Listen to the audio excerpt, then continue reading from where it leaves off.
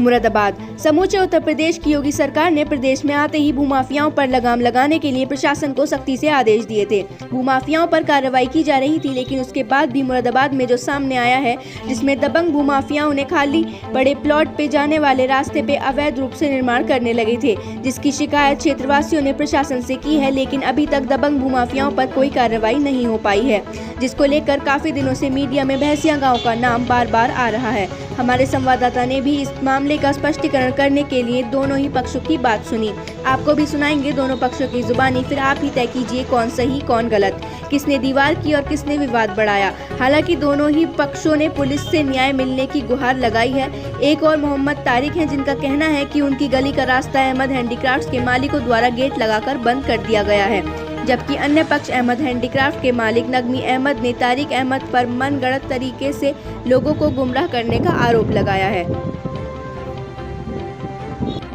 क्या नाम आपका? ये मेरा नाम खालिद। कौन सी जगह है? ये रामपुर दोराया है, मुस्तफाबाद।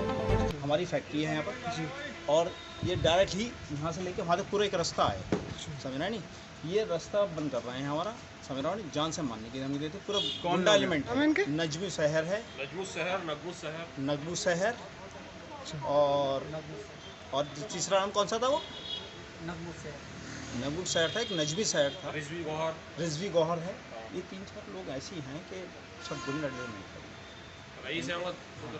वो तो रईस अहमद है, इनके फादर का नाम है रईस अहमद। इनकी यहाँ पे फैक्ट्री है? हाँ, इनके सामने फैक्ट्री है, इन्होंने बिल्कुल बंद। तो ये इस तरीके का व्यवहार क्यों कर रहे हैं? इनकी मंशा क्या है? इनका मंशा ये है कि मतलब ये भूमाफिया लोग हैं, इनके और भी विवाद चल रहे हैं, ऐसा नहीं है कि नहीं, और भी विवाद चल रहे हैं, ये भूमाफिया लोग हैं। इनका तो आज किस तरह की किन बातों को लेकर कैसी झड़प? कह रहा है कि दीवार गिराओ, यहाँ का रास्ता हम खोलेंगे, ये करेंगे, ताकि इन्होंने अपना आगे का रास्ता तो बंद कर रखा है, अपने आगे का रास्ता बंद कर रखा है। उधर मज़ार है, मज़ार का भी रास्ता बंद कर रखा है, चारों तरफ का रास्ता बंद कर रखे हैं। मतलब यहाँ पर ज़बरदस्त है कि ज़बरदस्ती हम यहाँ पर घुस जाएँ।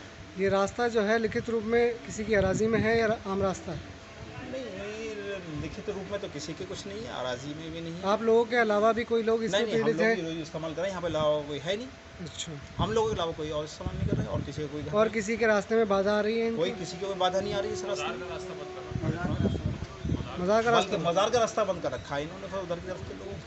हाँ, तो आपने इसकी शिकायत की अधिकारियों? हाँ, शिकायत करी हमने अधिकारियों के पास में, और अधिकारियों के पास में हमारे सारे लेटर्स वगैरह पहुँचे हुए, सब कंप्लेंट वगैरह पर पहुँची हुई, उस पर चल रही है जाँच वगैरह।